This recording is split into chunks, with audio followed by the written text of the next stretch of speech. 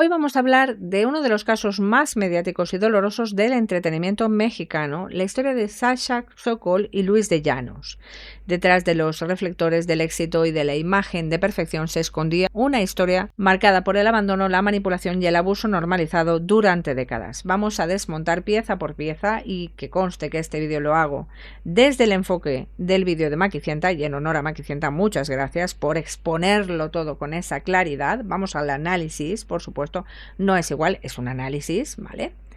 Pero fíjate, vamos a desmontarlo pieza por pieza y, sobre todo, cómo un hombre en posición de poder pudo ejercer control sobre un adolescente y cómo la sociedad entera miró para otro lado. No lo entendemos, ¿verdad? Pues vamos a analizarlo.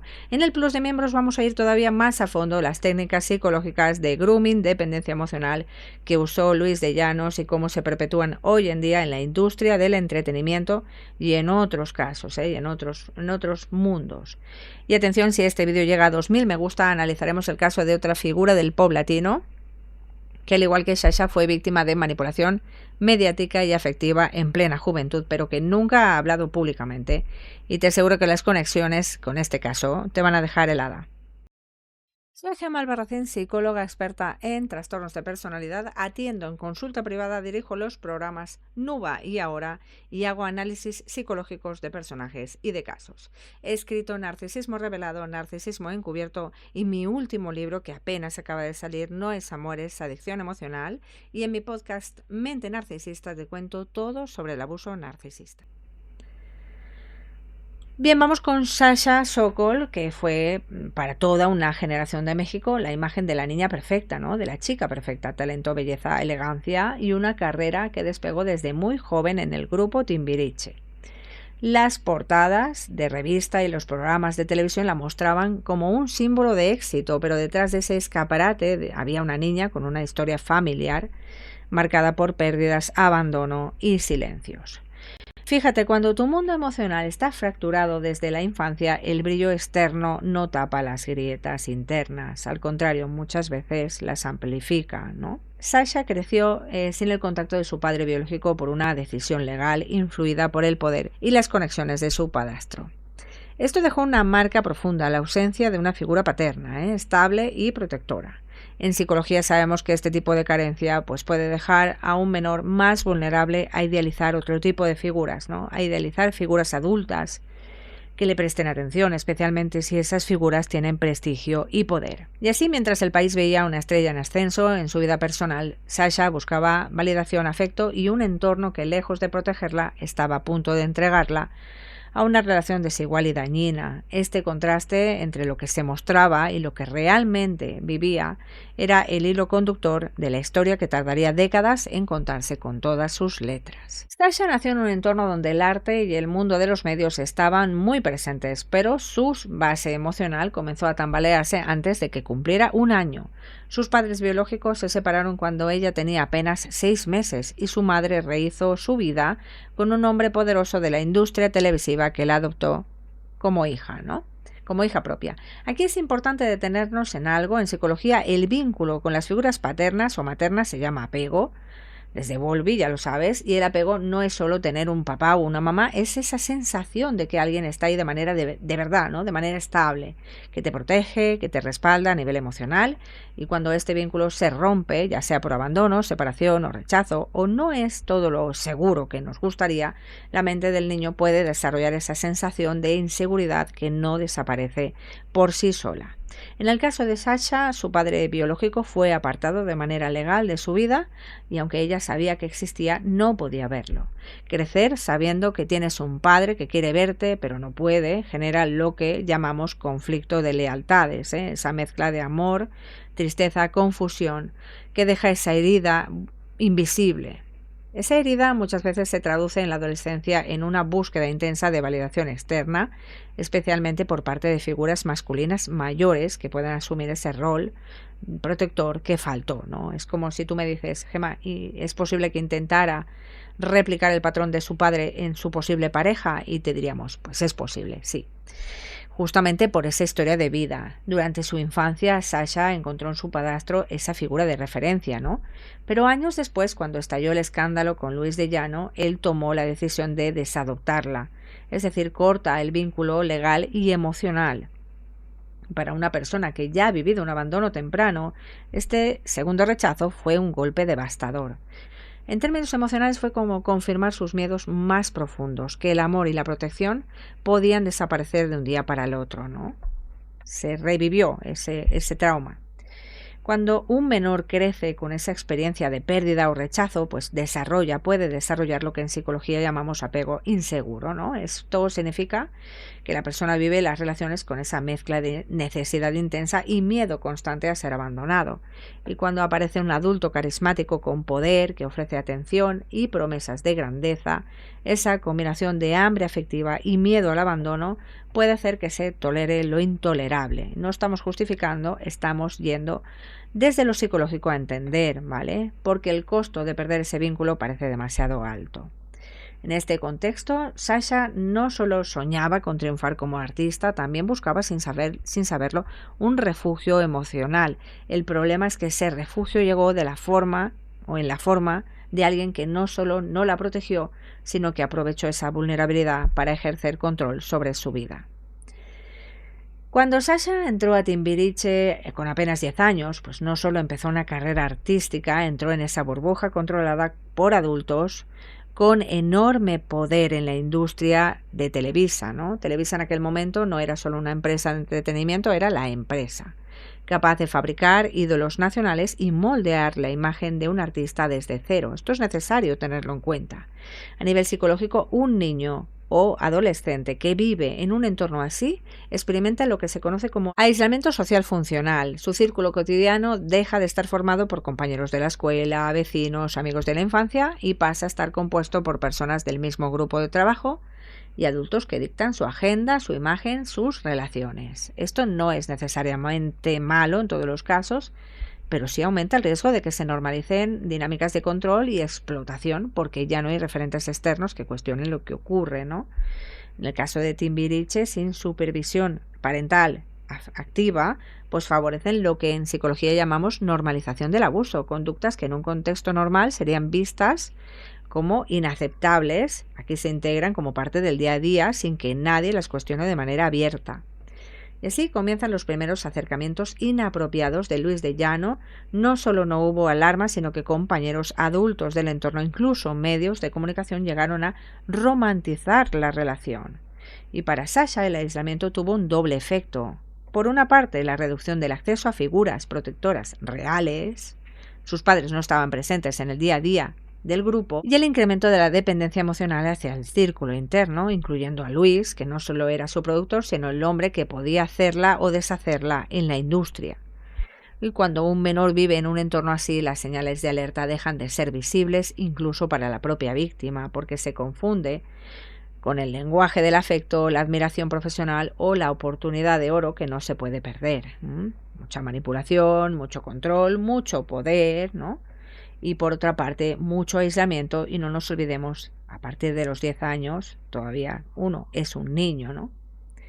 Ese es el terreno perfecto para que la relación desigual pase de ser un rumor incómodo a convertirse en una dinámica que todos, de una forma u otra, aprenden a tolerar. Todo esto es muy progresivo, pero es muy fulminante, ¿eh? Muy, muy sutil, pero muy duro. Vamos con esa normalización del abuso cuando todos miran y nadie actúa. Uno de los aspectos más perturbadores del caso de Sasha es que no ocurrió en la clandestinidad. La relación con Luis de Llano se desarrolló a la vista de compañeros, productores, reporteros, gente del medio. Sin embargo, en lugar de señalarlo como un abuso, porque ella tenía 14 y él, ya sabes, pues la gente lo describió como un gran amor o algo especial. En psicología esto se llama normalización del abuso, ¿no? Es el proceso por el cual una conducta dañina deja de verse como tal porque el grupo que la presencia la incorpora a su sistema de creencias como algo normal, aceptable, incluso positivo. Esto se refuerza cuando las personas que podrían poner límites dependen laboralmente del agresor o comparten intereses con él, lo que genera ese silencio por lealtad o por miedo a perder su posición. Acuérdate del caso de la ex de Didi, ¿no? Didi también tuvo una novia bastante joven, ¿no? terminaba de entrar en la industria, la adoptó él en su discográfica bueno, pues ya sabes el resto, ¿no? Esta señora que fue a declarar. En la época, fíjate, incluso se emitían comentarios en televisión que hoy resultan escalofriantes. Periodistas, figuras públicas hablaban de la relación como si fuera una historia romántica. Vamos, se romantizó el abuso, sin mencionar que existía esa diferencia de edad y de poder que hacía imposible que fuera una relación simétrica, ¿no? Equitativa, recíproca. Algunos compañeros del grupo decían que hubo mucho amor o que era algo bonito, otros directamente celebraban que se enamoraron, ¿no? Y este es un ejemplo claro de lo que en psicología también se conoce como esa disonancia cognitiva para evitar el malestar que genera presenciar algo que no sabes. Si está bien, pues te acomodas, ¿eh? Las personas se convencen a sí mismas de que no es para tanto o de que en el fondo ella quería, ¿no? Acomodas esa versión, esa narrativa. Es una justificación interna, que te permite seguir interactuando con el agresor sin enfrentarte al conflicto moral de condenar su conducta. El resultado fue un escenario donde la víctima quedó aislada sin un adulto que interviniera de manera firme y donde la propia Sasha creció creyendo que esa relación era un amor legítimo y no una manipulación. Cuando toda la estructura a tu alrededor, compañeros, jefes, medios, actúan como si fuera normal, tu capacidad para cuestionarlo se ve anulada. Desde la lógica racional, todos estos casos no se entienden, ¿no? Y esto hay que tener en cuenta. Hay que tener en cuenta que no suceden de la noche a la mañana, suceden de manera muy progresiva. Vamos con esas tácticas de manipulación, Luis de Llano no solo tenía una posición de poder como productor, también entendía muy bien cómo generar influencia sobre una persona joven y vulnerable, y lo que hizo con Sasha encaja en lo que en psicología llamamos grooming, ese proceso de acercamiento gradual en el que el adulto establece confianza con un menor para luego traspasar límites, normalizar conductas inapropiadas y mantener control sobre la relación. Por supuesto, varias fases, la construcción de confianza. Luis se presentó como mentor, protector, fíjate la palabra, protector, y la persona que podía convertir a Sasha en una gran estrella, siempre la gran promesa, acuérdate de Didi con Justin Bieber. La validación que le daba no era solo profesional, sino personal. Le hacía sentir la niña más especial del mundo. Y para alguien con una historia de abandono, además por parte paterna, y una fuerte necesidad de aprobación, este tipo de atención puede sentirse como un salvavidas emocional. Por supuesto, el aislamiento siempre está presente porque es un componente esencial súper potente, no necesariamente físico en este caso, pero sí emocional. Le hacía sentir que él era quien más la entendía, que había una conexión única, y esto reduce la probabilidad de que la víctima hable con otros o cuestione la relación porque teme perder ese vínculo.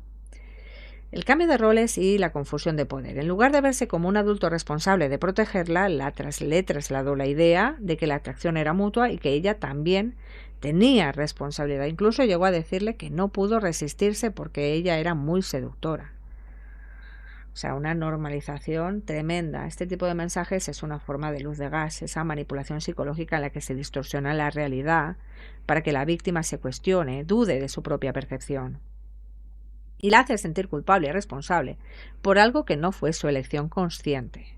Además, por supuesto, hay un refuerzo intermitente, combina momentos de afecto, promesas, privilegios con periodos de distancia o castigo emocional. Ese patrón, dar y quitar, genera esa adicción emocional porque la persona se engancha intentando recuperar la fase buena de la relación. Y por supuesto todo esto envuelto en ese control de la narrativa. Él no solo controlaba la relación, también controlaba la forma en la que el entorno la percibía. Era quien decidía cuándo y cómo hablar del vínculo y minimizaba su duración o la edad de Sasha según le convenía. Y con esto reforzaba esa idea de que él tenía la última palabra sobre lo que realmente había pasado. Este tipo de manipulación tiene un efecto devastador. La víctima puede pasar años o décadas defendiendo al agresor porque la relación fue construida bajo esa estructura en la que el cariño y el abuso se mezclan.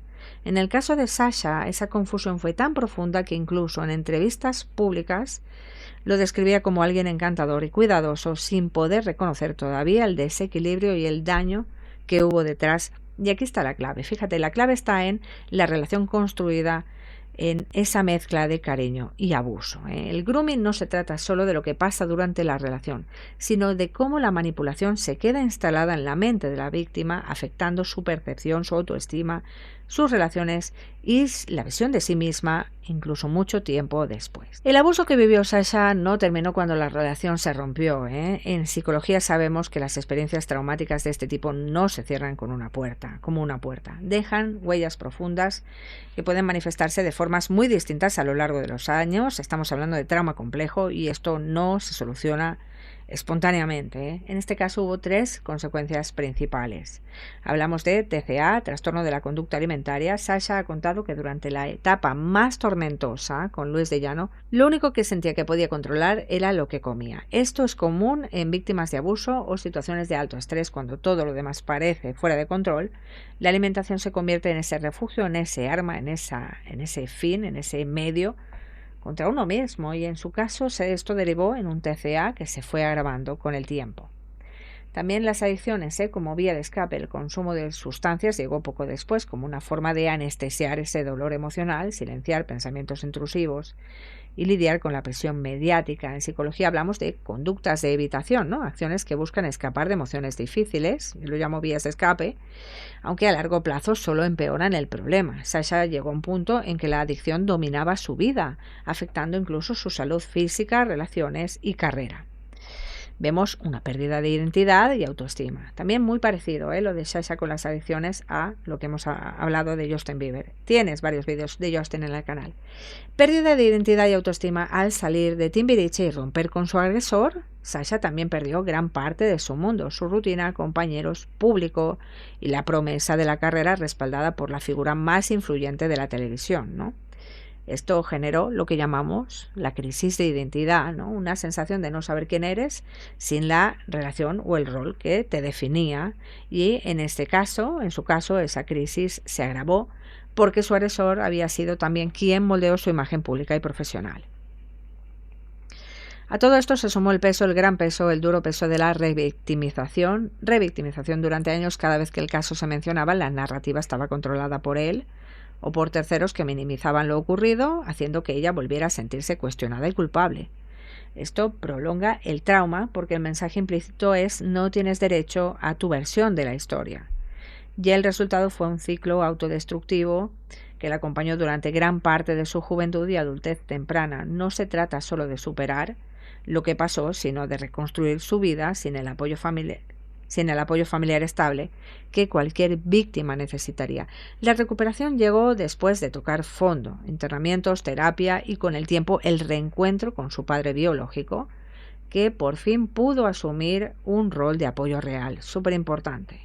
Pero incluso con ayuda, las cicatrices emocionales no desaparecen. Se aprende a convivir con ellas, a transformarlas con fuerza para hablar y ayudar a otros. Durante décadas, Sasha habló de Luis de Llano en términos positivos, lo describía como un hombre encantador, trabajador, protector, y esto no significa que no fuera víctima en ese momento, sino que estaba bajo esos efectos de lo que en psicología llamamos trauma vincular, un lazo emocional con la misma persona que te ha hecho daño, donde conviven el afecto, la admiración y el miedo, pero también esa confusión por esa tremenda luz de gas que tenía. Romper ese patrón no es sencillo, requiere años de distancia emocional, terapia y muchas veces ese detonante externo que haga imposible seguir callando. En el caso de Sasha, ese detonante fue una entrevista pública en 2022 en la que Luis volvió a hablar de ella, minimizando la relación y presentándola como una historia de amor consensuada. Al escucharlo, Sasha entendió que el silencio ya no la protegía, al contrario, estaba permitiendo que su versión quedara enterrada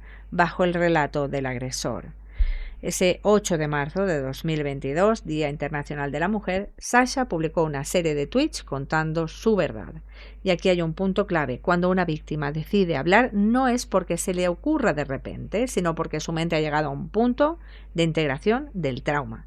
Es decir, ya puede mirar atrás, reconocer que lo que vivió fue abuso y ponerle palabras sin derrumbarse del todo. Este paso también implica reapropiarse de la narrativa. Durante años otros hablaron por ella, compañeros, medios, el propio Luis.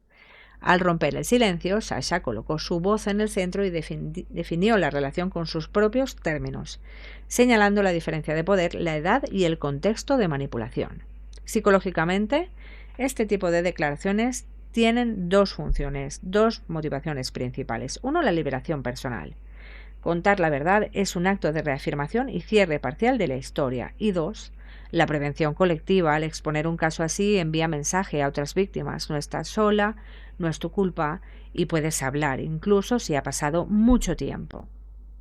Pero hablar también implica asumir consecuencias, revictimización mediática, comentarios de descrédito, cuestionamiento público.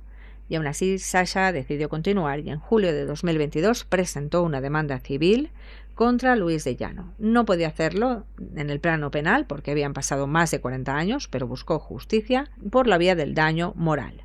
Este paso es a nivel psicológico un momento de ruptura con el agresor y con todo el sistema que lo protegió. Significa dejar de priorizar el qué dirán y asumir que el bienestar propio vale más que el silencio. Es también un acto de resistencia contra la narrativa cultural que minimiza o romantiza este tipo de abusos.